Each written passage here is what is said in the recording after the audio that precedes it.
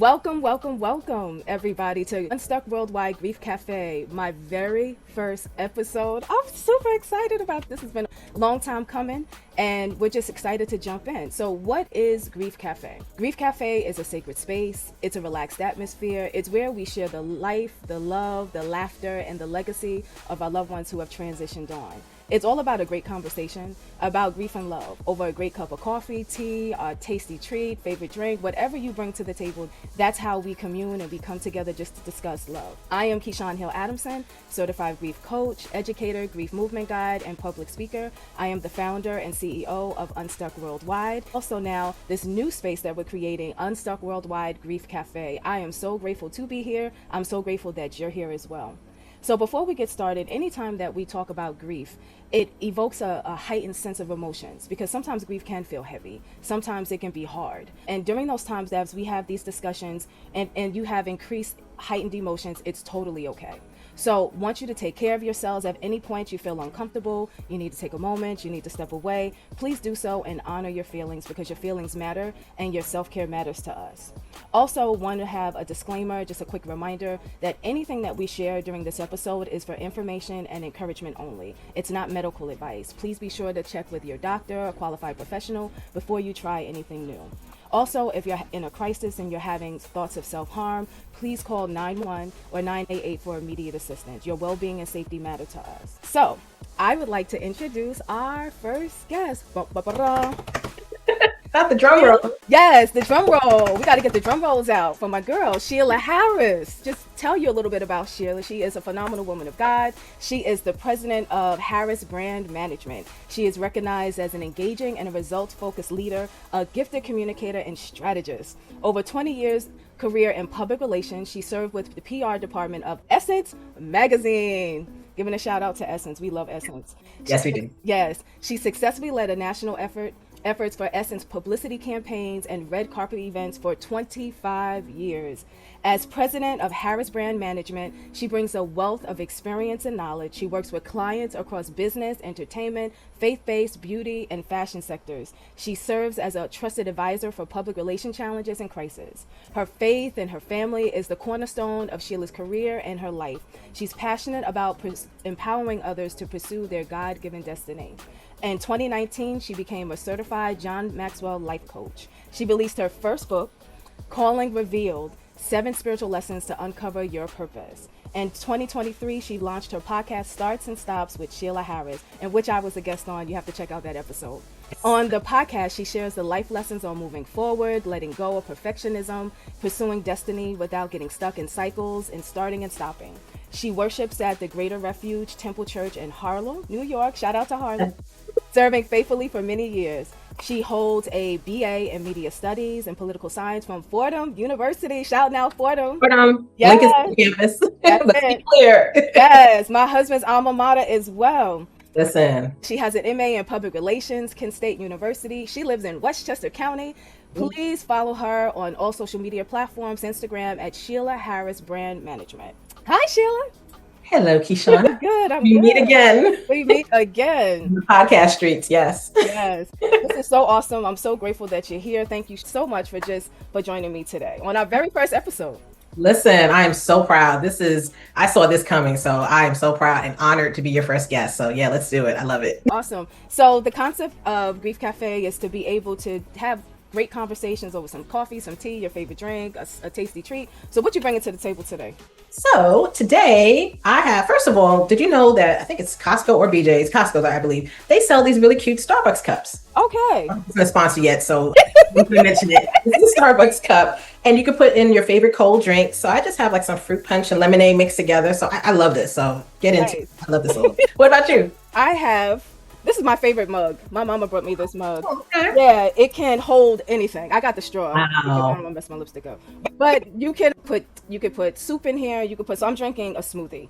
So, Oh, wow. Okay. yeah. So every morning I'll have my green drink, and it has spinach, ginger, chia seed, flax, water, and protein powder.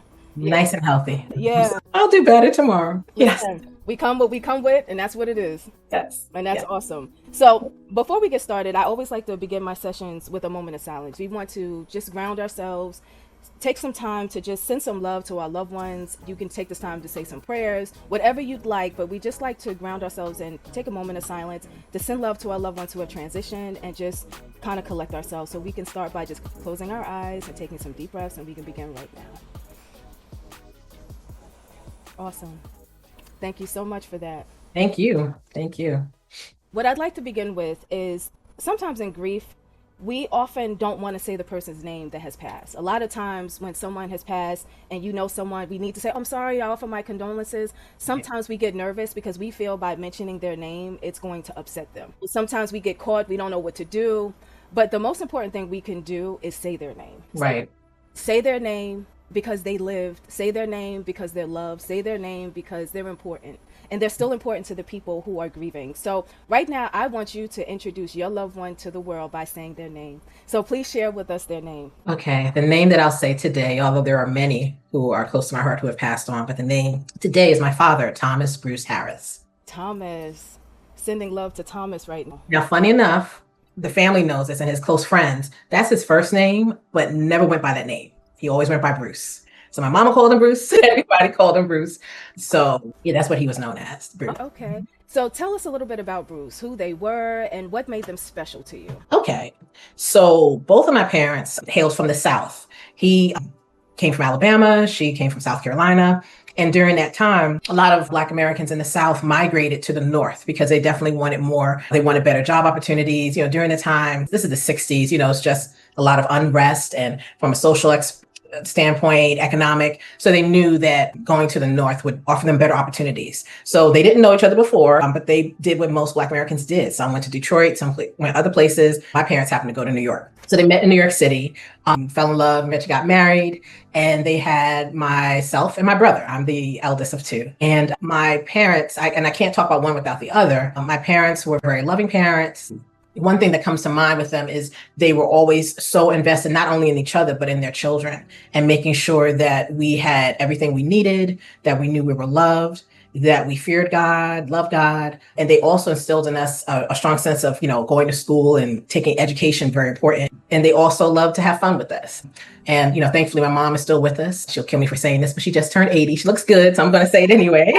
Yeah. But my dad, you know, he died many years ago, so he wasn't able to see those years, but he is still thought about often. And from all that time, from my mom to my brother to his brother who's still alive to extended family members and friends, he was that much loved. He was that much loved. How would you describe, so would you like for me to call him Bruce or Thomas? Bruce, yeah, because I'm going to say, who's Thomas? He never went by that. It was like, yeah, that's his first name, but never went by that name. Some people at work, I think, probably would say it, but then eventually learned to just say Bruce. So yeah. I think in most families, like my dad, his name was Samuel, but they called him Pete. My biological father, they call him JD, James, Jim. So so that's pretty common in most families. How would you describe Bruce in 5 to 10 words? 5 to 10 words. It won't be in a sentence, but I'll just call out the names that come to mind. Kind-hearted, patient, funny, smart, dedicated, loyal, faithful, and loving. That's just to start with. And fair. Yeah. What's one thing that you admired about him most? I would say his strength, because in the last years of his life, he went through cancer, which was devastating to not only to him, but to all of us, but especially to him. But he faced it with grace, with strength, and with hope, I would say with hope. And we still felt covered. My brother was almost 7 when he died, and I was 13. But, you know, up until that time, like we still felt covered, you know, he was sick, but he was still our dad and he was still present and he was still doing as much as he could for us. So, and my mom was right beside him, you know, doing as much as she could during that season. So, yeah. He sounds like a giant. Yeah. And he was tall too. So I get a lot of my height from both sides of my family, but definitely him and my uncles on his side and my mom's uncles too. But yeah, he was tall. He was a big guy. Giant in character, giant in strength. Just, you know, everything that you would think. Just a strong tower. Yeah. What a beautiful memory of him. Thank you. What ways did he like to spend his weekends? What was his favorite thing to do? So in the early years, like when I was little, before my baby brother came along, even afterwards, they both just liked to take us out. Like we were born and raised in Harlem, my brother and I. And regardless of what was going on in the community, you know, because as time goes on, there's different economic blights that goes on in the community, things of that nature. But our parents were very intentional about not letting us just be consumed by what's around us. So they were always intentional about making sure they took us out. So it's everything from, okay, one day we're going to Coney Island, another day we're going to Central Park, another day we're going to Lincoln Center, another day, always giving us a variety of experiences. Like, as I mentioned, my family's from the South, so we would travel down south to see my mom's side of the family and his. I can't mention him without mentioning my grandmother. His mom, Ruby, was a gem, my grandma. And so we would spend, a couple of weeks in Alabama seeing that side of the family. The other thing I do remember about weekends and summers and things of that nature, he would use the time to teach me. So he knew I was very much invested I love to learn. From a little child, I loved talking, as you could tell. I loved reading, I loved playing, I loved, and I was excited about a lot of things. So he made sure, I think when I was 3 is when he bought me my first dictionary, like a children's dictionary. My mom was like, Bruce, she's, and he still did it. And I still remember it. It was like this really beautiful, I think that Macmillan made it, a picture dictionary. So I would go through and you see the animals and the pictures and things of that nature so that I could always learn. The other thing he would do is, I'm telling myself, math was not my favorite subject for a long time. So what he would do is on weekends, he would use the time to make me do math problems. And I'm like, but he would, make sure that I was good with my multiplication tables. Okay, let's practice this, let's do that. So we did that a lot, but he made it fun. It wasn't crazy, but it was just good grief. But I knew he was doing that to make sure I stayed ahead. And one other memory that comes to mind is he would do this thing where he would dictate a letter and have me write it. So let's say he would say, okay, we're writing a letter to this corporation, or writing this letter, dear so-and-so, and I'm taking notes. And my name is such a, the letters. How old were you? I was little, because this must have been, it had to be 8 or 9, or, between that time, because he became sick when I was 10. That's when was diagnosis. So I was little. So I would take notes and write out things and like a little secretary, which is hilarious because I don't think even my church knows this. At my church, when my former pastor was alive, I was one of the, broadcast announcers, but we were known as secretaries. So sometimes Pastor Bonner would call me in his office as secretary, and I'd come in taking notes. And I was like, wait, this sounds familiar. This feels really familiar. I didn't tell anybody. I was just like, wait, was this preparation for this moment? So, but he did it with the intention of making sure that I was prepared from an education standpoint, because my parents both knew I had a zest for learning, and I'll always appreciate that about them, the fact that they supported that, and they wanted to make sure that Sheila wants to do well in school and she wants to go to a good school, so we're going to do all that we can. So yeah, those are the memories I have. And then other memories, it wasn't always work. As a family, we would play board games. I'm showing my age again, but we would play, it was like the game of life, or Boggle was one of those games where it's there was characters inside of this little box. You had to shake it up. By that time, my brother was maybe 3, I guess. So he was so little, but it's okay, well, you can shake it. So you would shake it, and then we'd all have to pick words and try to figure out what the word was. So we were big on doing family games and things like that. So it was always a variety of things. It wasn't a dull moment. We always had fun as a family. We had fun. That's beautiful. He sounds so intentional. Him and your mom. Yeah. When you have a family, you really need to think about, what seeds do I want to sow? What legacy do I want to leave my imprint on? How do I want these little people to be developed and trained? He felt like he was thinking, him and your mom was thinking through all of that, because that takes time because life happens so fast. Yeah. And it's you kind of fly by the seat of your pants, especially when you're parents. But to think through okay, we're going to take family vacations. We're going to spend quality time. I'm going to give her a dictionary at 3 years old. He was thinking this little mom is going to be a genius. He already was pouring into you in that way. That is such a that's so beautiful. It's actually, it's what I did with my daughter. I had her reading.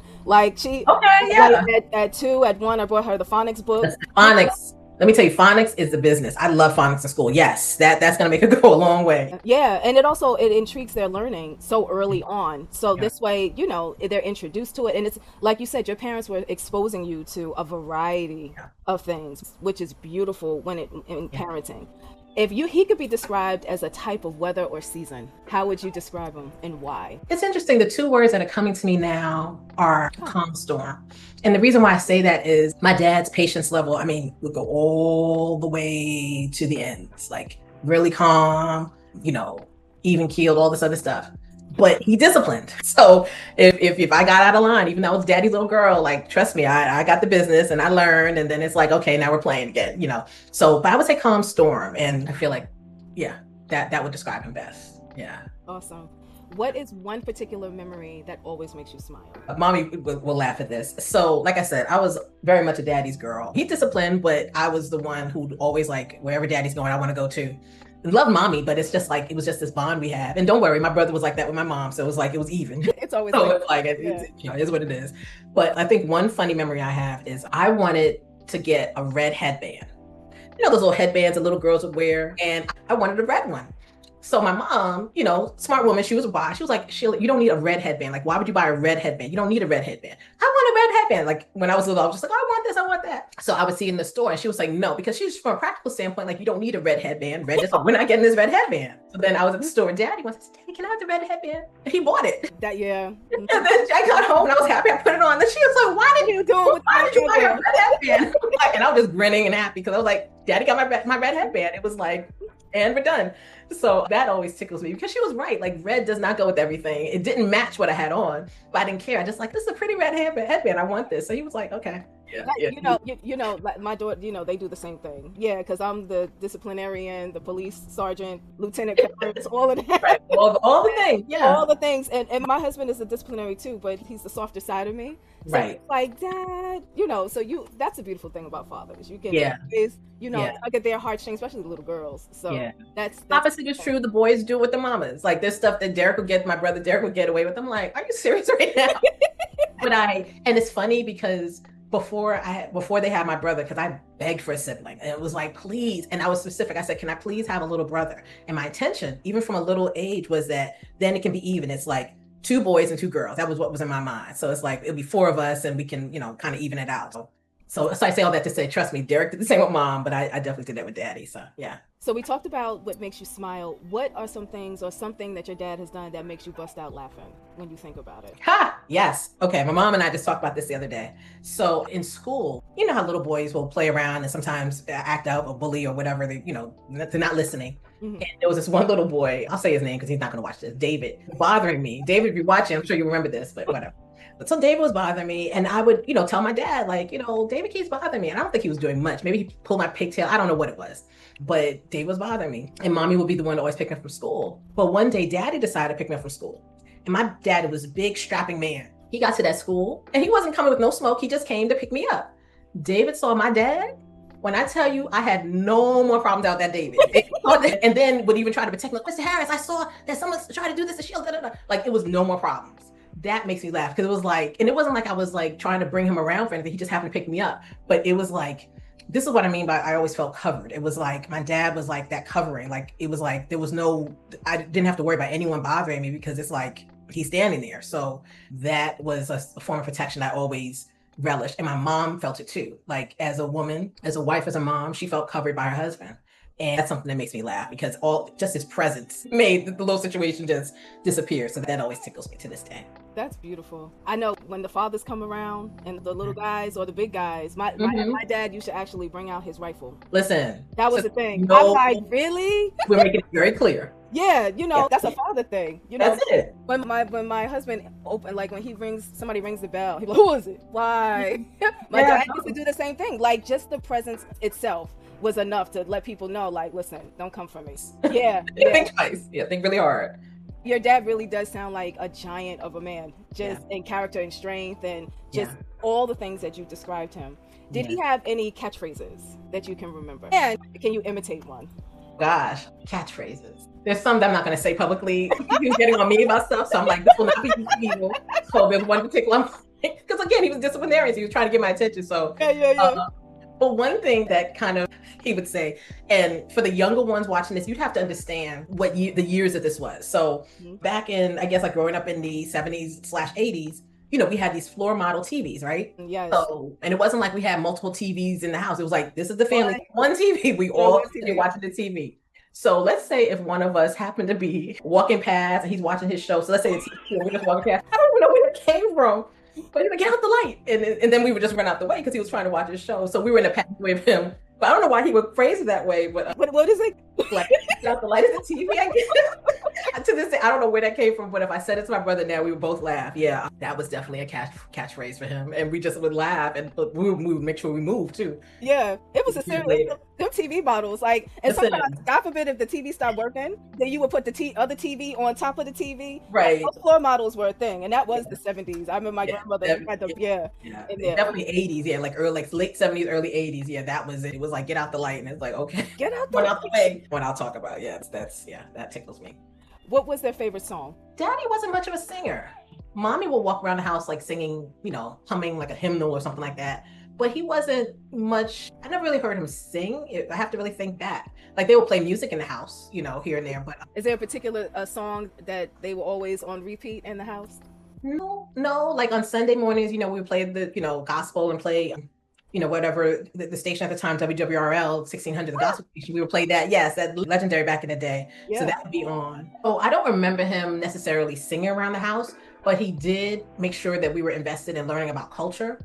So we definitely went to museums. If there was some sort of like, let's say Lincoln Center would always have these open air like concerts, things like that. So if we were in that area, like it was open to the public. So he made sure we saw things like that we learned about history and we knew about different artists, but he himself didn't really sing. His brother played the sax, I believe. Uncle Jesse had musical talents, but Daddy didn't really, sing it around the house too much that I remember. Mommy, like I said, would just kind of hum some things. So yeah. Okay. What makes you feel closest to him? I think we have very similar personalities. Mommy will always say that. She said, you were just like your daddy. And I like that actually. I feel like even when you asked me the two words to describe him, calm, storm, I think that I picked that up too. Like I'm pretty calm, patient, my patience is all the way here. And then it's like, at a certain point I'm like, but then I'm calm again, I'm fine. Everything's fine.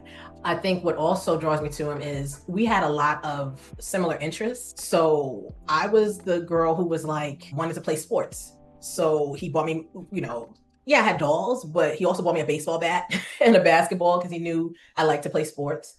He liked to take me roller skating. He bought me roller skates. So what we would do is on Saturdays, we would go around Columbia University, and because it was just like a nice open area, and he would take me and I would just like, kind of just like skate around a little bit. I don't know what happened. I lost all my little gifts with skating because I think I was doing all right. And he wasn't holding my hand the whole time. So I was getting around, and I remember there were royal blue skates with like red wheels or something like that, but they were fun. So we had similar interests. We also love science fiction. My mom couldn't stand it. So I think that's where my love for Star Trek comes from, because to this day, I could sit around and just watch science fiction things now. And I think about him because it's like, he would have loved this. Like if it was like action movies, like the A-Team or, things like that, TV shows, we did that. He knew I loved Star Wars. So if I did really well in school, I remember him taking me to see, it was probably Return of the Jedi. That might've been the one that was, close to that time period. But yeah, we had similar interests. So I think that's what I loved about him. We were very similar in terms of like what we liked. And I appreciate being in a family where it's like, there can be similar interests with one parent and the other, but we all love each other. And we just, because I did a lot of things with my mom too, but it was just with my dad, it was like we had very interesting similarities. So it was fun to be around. That's interesting. You talked about WWRL. My dad actually was the disc jockey there. Really? Yeah, for many. His name is James Gates. Oh. Yeah, so that's, it's a small world. It's so funny, yes. When you can connect the dots, and like you talked about the A-Team and Star Trek, and those things are core memories for kids. They're really, when you can connect with a parent and they can share with you some of the things that they love. The roller skates were the thing. And the 70s and the 80s, and back in the day when they had WBLS and they had Kiss FM, and WWRL was one of the first Black stations that came with R&B, and then they transitioned the format. They changed it to gospel. Yes. Those are like some historic things, but like with Frankie Crocker, with the skate, like the skating, that was the thing. And sometimes people couldn't skate for nothing, but you be out there with just me now that you say you can't skate for nothing. That whole skating thing, I'm trying to balance. That's a thing. Yeah. So those are some really great core memories that he's left you. Yeah. What was his favorite meal or treat? What did he love to eat? He was a big eater because my mommy could cook. So I think one of his favorite meals from her, he wasn't like the picky type as a husband, like whatever she made, he would eat. Okay. Like that's always a great thing. Listen, she's from South Carolina, so she has that like Charlestonian type of palate. But I think out of all the things that she would make, he loved her ribs. Like when she would make barbecue ribs or pork chops. But yeah, he loved those. Everything she made, but he definitely loved ribs. But in the summertime, he had a taste for ribs. He was like, Marie, can we just make these ribs? It's 100 degrees, but he had a taste for the ribs, or maybe that's how good they were. It was like, we know it's 100 degrees, but Marie, please, let's. Yeah, I know we gonna burn up in here, but it's gonna be worth it. Yeah, barbecue sauce all over your mouth. Yes, that's the whole thing. Yeah. As we balance the gift of grief and love and the memories, how would you describe your grief in 5 words? How do you describe the word grief? What comes to mind when you think of grief? When I think of grief, it's usually associated with pain and crying and losing someone, whether they were very close to you or even distant, even from the standpoint somebody in a culture. I mean, I texted you yesterday, I just heard the news that Malcolm Jamal Warner passed. Yes. And I think for any Black girl, especially this Black girl, like, I didn't care about anybody else on the Cosby Show. It was all about Theo. Like, that was my boo in my head. Like, my God, he is fine. Like, loved him. Yeah. And years later, being at Essence, we get to meet a lot of different people, but I always keep it very professional. I don't know what event it was, but he was there. So I asked, can I please take a picture with you? And he did. He was so nice because I think I was cheesing so much that the picture came out crazy. He was like, oh, come on. And he took it. Thank you so much. And the funny thing is, like, maybe a few weeks ago, I was like, I will never find that picture. I couldn't think of where that picture was. And then hearing it yesterday, I was out and about and I had just parked, looked at my phone and I gasped, and I just sat there and just put my head down, like, no. And it's like, I would say, so grief, it's always associated with that. Like, the moment when you hear it, I think, is challenging to deal with. I'll even say, all of us in our house still remember the phone call we got when my dad passed and what time it happened. And it's like, you always remember, like, it's almost like, where were you when it happened? But for me, grief is like, it's not easy because you have to kind of go back through all these emotions and the memories. And then if you're like me, you just want to keep it going because, you have so much to do and you don't want to, fall out and cry right then. But I learned from someone wise, Keyshawn, that is going to catch up with you. You have to address it. So that's my long answer of what grief is for me. I asked my mom the same question, and her response was, it's a terrible feeling. And I think for most people, it is the elephant in the room. It is something to not be discussed. It's something we want to avoid. The reason why I'm doing Grief Cafe is to break the taboo. Because yes, it can be heavy. Yes, it can be all of those things. It's a good word. Heavy it's a very good word for it. It can be heavy. It can feel dark. It can feel lonely. It can feel all of those things. In the same breath, it's also grief at its core is the greatest expression of love. That's why we're talking about Bruce today. That's why we're remembering his laughter and his memories and his desire for ribs in 100-degree weather and, taking you skating and the science fiction and Star Trek and all of those things, because so many times our hearts get so heavy, we forget. It's like buried on top. So how has grief been for you? How has your grief journey been so far? I don't know if it can be graded on a scale of 1 to 10, but if it is, I don't know where it would land. I don't know if I passed the test, because I think for me, with my dad in particular, my mom, my brother, and I think I can speak for all of us, and even his brother, Michael Jesse. I think, like, for that first 10 years, it was still in that mode of heavy to medium to heavy, kind of like in between. Like, it was like, it started to dissipate, but it was still there. And then as time went on, because, that was many years ago, but I know I tell some friends that there are times now, like if I'm in my, whatever age I am now, I'm in my 50s, and this happened when I was 13. To this day, I might see a dad with his little girl, and I can't guarantee that I won't get a little choked up. I can't guarantee that. And it's not out of anger, but it's more like, it's like happy memory. And it's like, I miss that because it was a time of covering. And then I feel like, and forgive me if I'm skipping ahead, I don't know if we'll get to it, but I feel like that has happened a few other times in my life with certain loved ones, whether they were in their blood family or just like family from another aspect, where it's like, okay, that grief, like, I don't know if I'm passing or failing. There were times when it first happened, I was still in school. So I was in the 8th grade when he passed. So once I went back to school, I think my friends were trying to figure out how I was going to act, but I, came back like doing my work and, doing whatever. And it wasn't until maybe months later, because I was crying at home, but I didn't feel that I wanted to do that at school. And all of a sudden, now this is like showing me what triggers are at that time, we were in class. And I don't know what happened, where we read something or there was a movie, I don't know what it was. And I just let out and cried. And then people were like shocked. And then one of my friends said her father passed. And, they gave me that moment. But it wasn't like when I first got back to school. It was months had passed. So I think for me, it just came in waves, and until those 10 years passed, and then it's like I kind of could control it a little bit better. Where it's like, okay, if it's the anniversary, if it's his birthday, I will call my Uncle Jesse, and my mom and Derek and I will just kind of remember him. If it's the anniversary of his death, I still call my uncle to this day. And my mom brother will just kind of decide, just kind of gauge, because he's going through it in his own way, because that was his baby brother.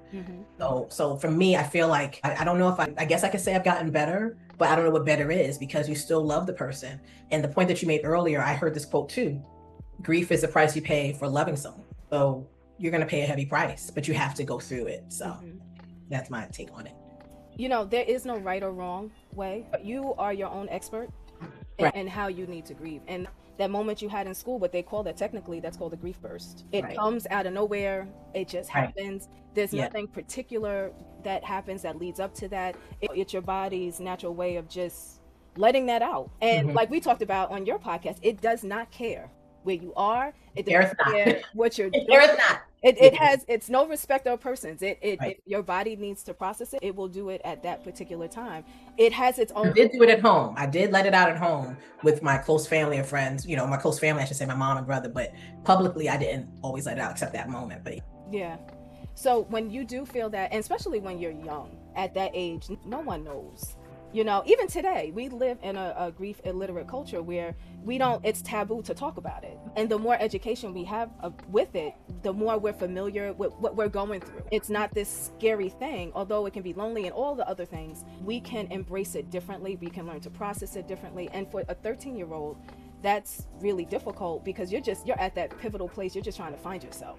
Right. Trying to find who you are. Our parents are our core, and being able to understand who we become. And it seems like for you, your dad plays such an instrumental part up until that time with 13. He has planted so many different seeds in you. Yeah. That it is the becoming of who you are, him and your mom, who you are today. And when someone passes, that becomes even more important. You hold on to the memory, you hold on to the lessons, you hold on to all of that. So when you do have moments of, you feel the grief, like when you do see the little girl with her dad, or any of those things that remind you of your dad, how do you take care of yourself during those times? That's an excellent question. I think I learned to see it. And even though, like I said, it's not out of anger, it's just like you remember and then you just kind of get choked up. But I think I've learned to also say, God, thank you that you gave me that opportunity. And also more so, thank you that little girl has this experience.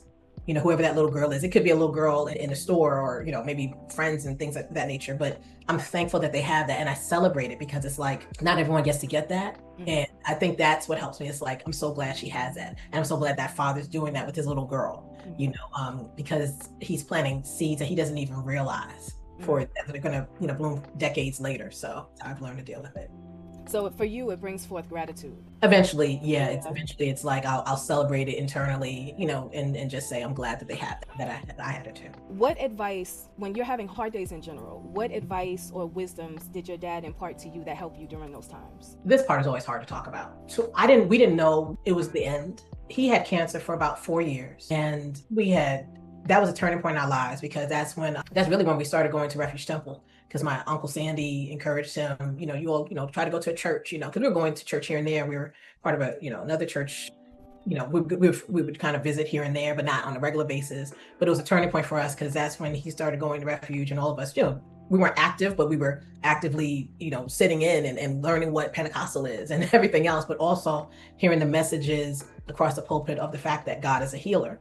He can heal anything. He's a miracle worker. So, and having faith the size of a mustard seed. So up until that point, we believed God was going to give him a miracle, because he kept him and everything else. And then, so I didn't realize at the time I saw him in the hospital the last time was going to be the last time. And shout out to my Uncle Jesse. We talk about this to this day. He was the one who allowed me to be able to do that. Derek and I were in the waiting room. Derek is still small. We're waiting for mommy to come downstairs from, another hospital visit. And by that time, my grandmother was in town. My Uncle Jesse was in town. So we got used to being in the hospital waiting room like every day, because those were his last days. We just didn't know. And Uncle Jesse, they had a policy there that you had to be 14 to go and visit anybody. And he knew our bond. So Uncle Jesse said, come with me. And he said, I'm gonna get you to see your dad. And I said, I'm 13. He said, well, I'm gonna get you, because Uncle Jesse, Daddy and Uncle Jesse were very different, loved each other with different personalities. Uncle Jesse was the one who was gonna bring the smoke like that. So if you think calm storm, think the opposite of Uncle Jesse. Awesome. So he said, we're gonna go upstairs. So we get upstairs. I guess we get to the area where security is, and he had the hospital pass. And then security was like, where are you going? He said, I'm going up with my niece to see my brother. And he was like, where's her pass? And he said, well, she got my pass. He said, it's a one person pass. So Uncle Jesse said, here. And I just went upstairs. So no one asked any questions. So I got to the room and Daddy's laying there. And I guess he knew it was his last time. I didn't realize that. So he said, this shows how important this was to them. He asked me, how's school? This man's dying. He's like, how's school? And I'm like, it's fine. And then he said, always listen to mommy. I said, okay. And I didn't stay long. Then I went back downstairs. And then soon after that is when he passed. So, which is not easy for me to talk about, but I'm okay. But I say, if I had to say what was the advice, I think he just always wanted to make sure Derek and I remembered his teachings and listened to mom, because they were in sync. So if we followed those teachings, we would be okay. So I think that is what he always wanted us to do. Just do what they taught us to do. Your dad sounds like, again, just so intentional. Yeah. And he was intentional about passing on something to you that would give you strength, that would help you grow, that would keep you on the straight and narrow. And he seems very selfless. Yeah. Looking out for your mom. Yeah. Looking out for you and your brother. Just be able to just leave that, because our parents hold so much wisdom. Right. And wanting you to honor her. Yeah. And respect her, because the obedience comes from respect. Right. And teaching you that, that's a lasting legacy of building family closeness too. Yeah. Yeah. I know that's hard, and thank you for sharing that. Yeah, and this is the piece I forgot to say. He was young. He and mommy were 40. Okay. And they had been married 17 years. So it's like, when I think back, it's like 40, you still have so much life ahead of you, or you feel so much energy and everything else. And, but I think in that moment, he was trying to impart as much as he could, because he couldn't really talk a lot, I guess. He was trying to impart as much as he could in that moment, just in case he didn't see me again. So, what has grief taught you about your own strength? Again, if I'm grading on this, I don't know what that'll be. No grade. I think for me, where I stand today, I learned a lot about myself, but I feel like it's taught me, I think I've learned that I have to be honest with how I feel. And you really, in the episode that we did on mine, it was really, I think I had to learn that. Like, I had to, even in those moments when I would see, like I said, like the father and daughter, like, don't ignore it. Acknowledge the fact that it's hard to see that sometimes, but I had to learn to say, okay, I've learned, I'm rejoicing with the fact that they're there and they have that is still possible for a lot of people. I think for me, a turning point is also learning that you always have their memories and you can honor them in different ways. But most of all, your loved one would want you to live your life and enjoy life and be happy. And even though that mourning period is going to be there where you're crying, there's this outward expression and everything else, but they wouldn't want you to stop and be paralyzed in that moment.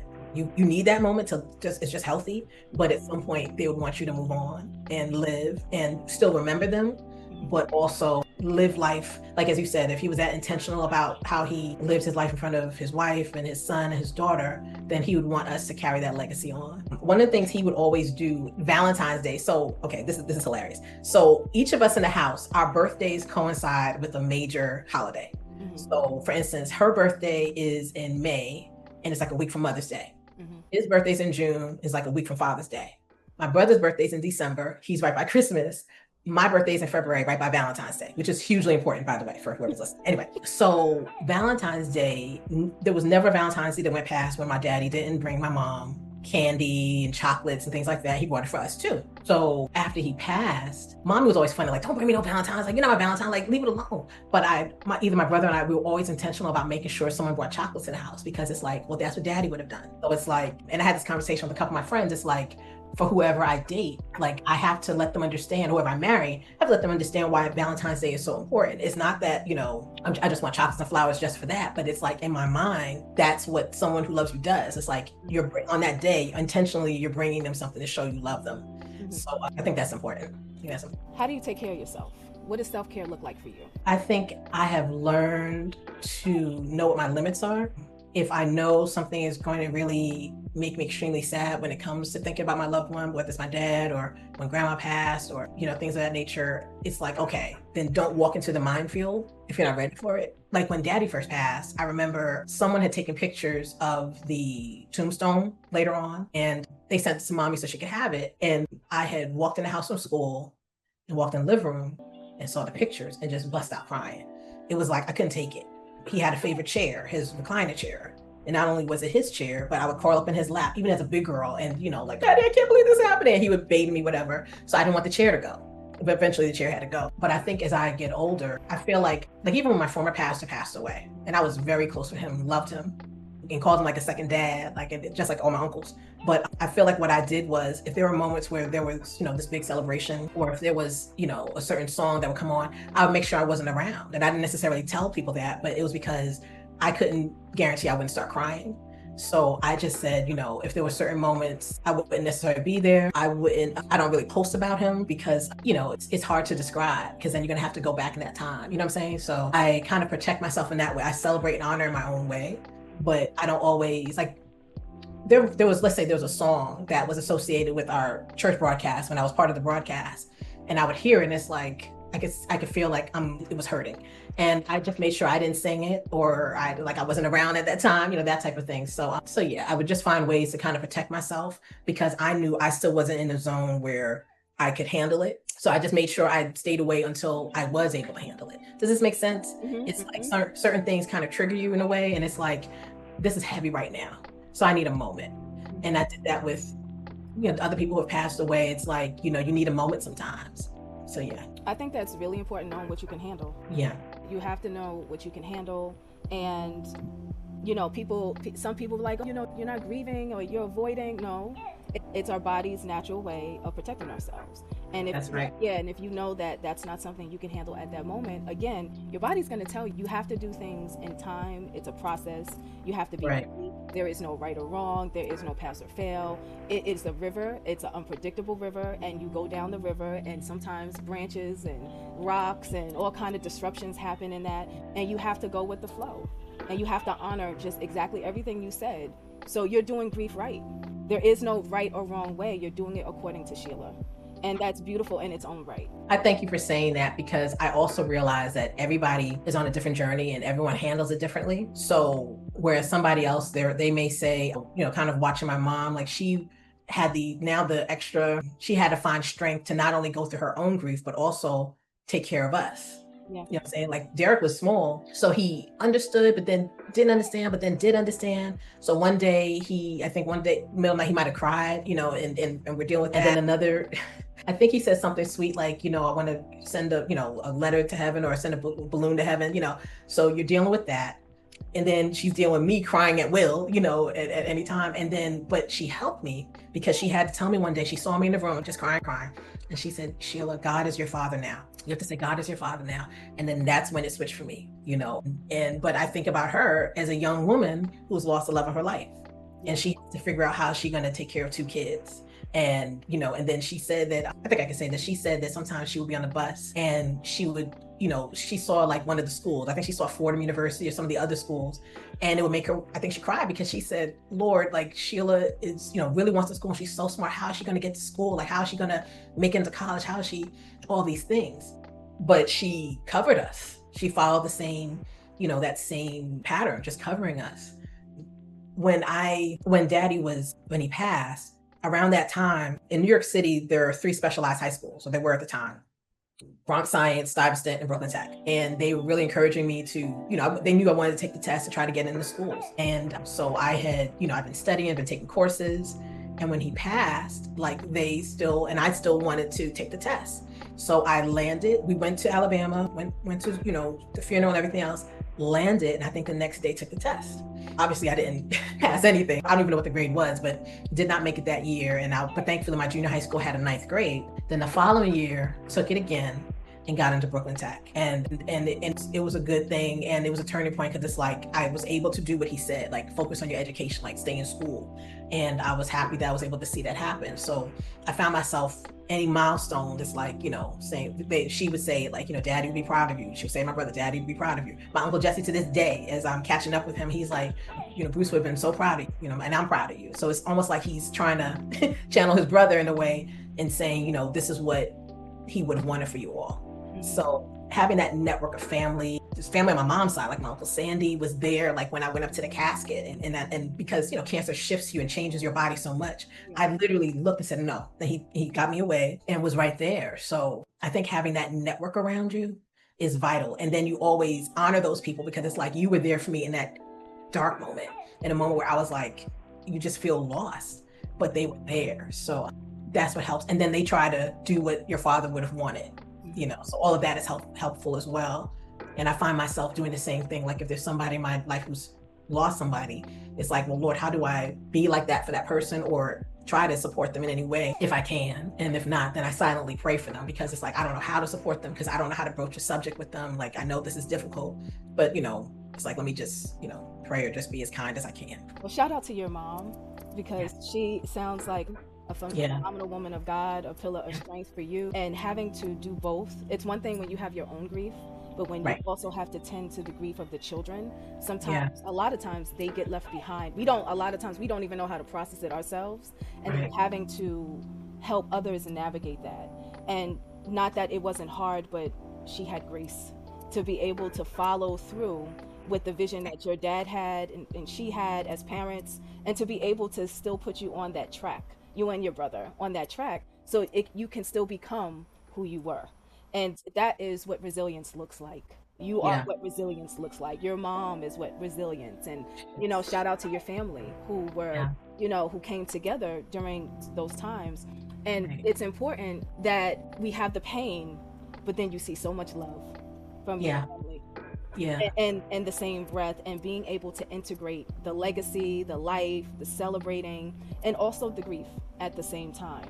So if you could thank your father right now, what would you want him to know? I would say, thank you. And also I would say, whether we knew it or not, going through this also allowed us to see the love of Christ in a way that I don't think any of us knew at the time. It led us to, it changed our lives forever. It allowed us, I always say, during that time period, that's when I started, listening deeply to gospel music. And I think we've had this conversation, like for me, there were certain songs and artists at the time that just, I felt like exemplified what I was going through. The Winans are dear to me to this day. Shout out to them, because just not only the lyrics and the harmonies, but just what they represented as a family, it impressed upon me. So I would say thank you for, as you said, being intentional with us. I would also say, as a woman, I will always say that, we had our daddy for those years, but it was enough time for me to see how a man's supposed to treat a woman. So it's like, I got to see what it's like for a man who is trying to cover his family, who is selfless, who is going to just do kind things just because. I know it's possible because I saw it. So it's like, I'm thankful for that, and it helps me, sometimes, you still, interact with people and, but then at the end of the day, you're like, your daddy wouldn't have done this, to your mom. And it's like, after a while, you come to your senses. It's like, let me wait a little bit, or let me, see if there's something out there, or, sometimes people have to help you see that. But I'm thankful for that. He showed me what a husband and father, what that looks like. To this day, Keyshawn, we still remember how, let's say he went to work and, you hear keys in the door. It's like, that don't. Like, we're excited. Like, some people, keys in the door, it's like, what? Yeah, run for your life. But it was never like that. It was like, oh my God. We were happy. And it wasn't always just because he bought something for us or whatever. It was like, it's like the puzzle is complete. That's what it felt like. It's like, okay, now we're all here. Yeah. It felt like that for a long time. So for me, it's like, you want that sense of peace where it's like they're home. They're here now. Yeah. I'm thankful for that. I'm thankful for the example that God gave us in that season. And for us, it was short, but God knows all things. And that'll be it. So as we're coming to a close, we can fill in the blanks. I feel at most peace when I feel at most peace when I'm in the presence of God, when I'm in worship, when I'm the type of person that loves to be with friends, loves to, hang out, do things. But there are pockets of times where it's like I just unplug in my own way and I'm just sitting in his presence, just quiet.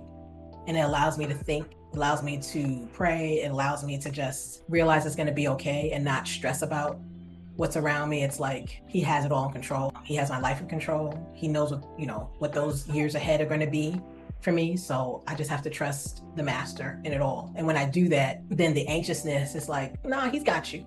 It's okay. You're going to be okay. Just, sometimes when you're in it, it's like, my gosh, I'm going to handle this. It's like, nah, it's okay. Just rest in him. That's when I feel most at peace. My dad taught me He taught me, it's going to sound weird when I say this. He taught me to say, if I don't know something, say, I don't know. He would always tell me that. Like, if you don't know something, just say, I don't know.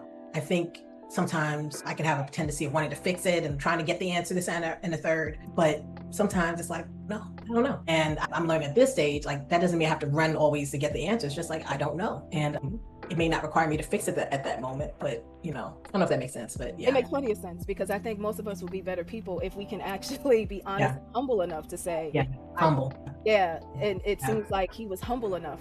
Yeah. That's a big deal, to be humble and to say, I don't have the answers. I can't fix this. Right. That's beautiful. That's beautiful. Yeah. One lesson I carry forward from my dad is be kind to people. Sometimes people have struggles going on. Sometimes people have issues. You don't know where they are, but the intention is to be kind, be nice as much as you can. I've had to learn to put boundaries, because sometimes you can't hurt yourself in the process, but sometimes you will hurt yourself in the process if you love the person you're trying to help them in some ways. Mm-hmm. But it's to be kind. I had an opportunity this year to do a little part-time substitute teaching. And one of the things I had told the person who was talking to me about doing this, and she was asking me, like, what's one of the first things you would, kind of do with kids? And I said, well, my first intention is to always come from a place of love. That doesn't mean I'm not disciplining them, but I feel like children need to be children. I never felt pressure when I was little. I enjoyed my childhood. Derek did too. Like, we enjoy being children. It wasn't like all these burdens on us. We weren't exposed to a lot. We were sheltered by a lot of things, trust me.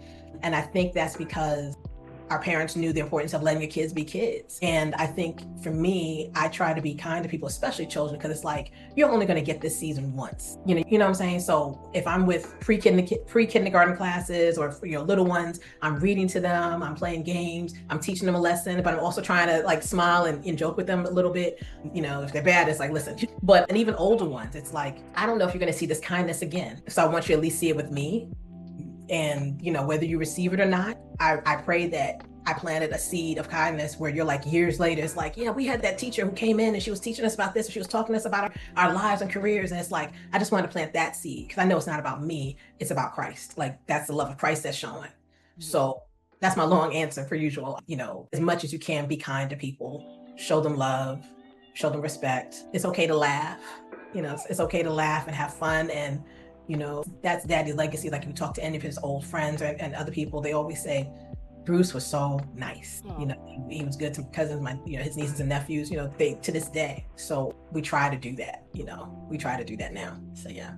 Well, I thank you so much for sharing Bruce with us, with the world, wherever this is aired or seen. A calm storm, a strong tower, a man of great intention, faith-filled, a giant in character who was intentional about pouring into his family, being the sacrificial one.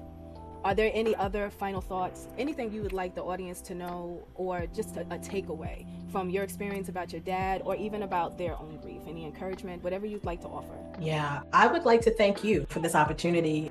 For those who saw the episode when you were on my podcast, I didn't know that I would be talking to you at that time. And as I said on that episode, we had met some years ago and then just kind of reconnected when we were at Abundant Love and at a conference, and you brought up something and you talked about unlocked trauma. And as I told you, it resonated because it's like, over the years, I was wondering if there was some areas where I hadn't unlocked, trauma or grief, what have you. And, so having our conversations after that, and then fast forwarding to this now, I say thank you.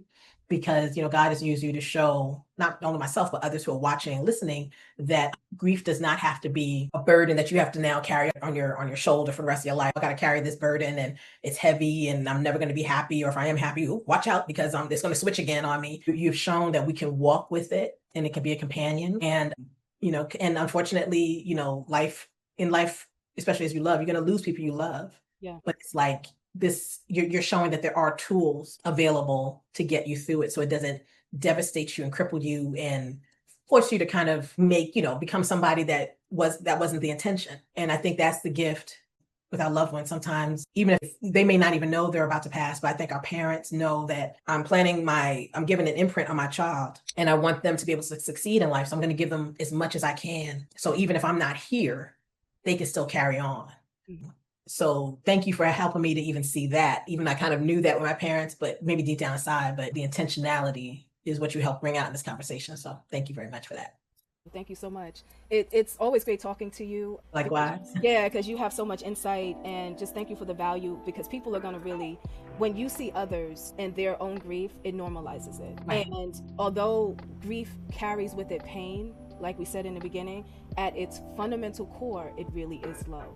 And as you just said and summarized just so perfectly, it's a companion. Right. It's a companion, and it's something that we have to befriend because it will be with us. And there, you don't grieve anything you don't love.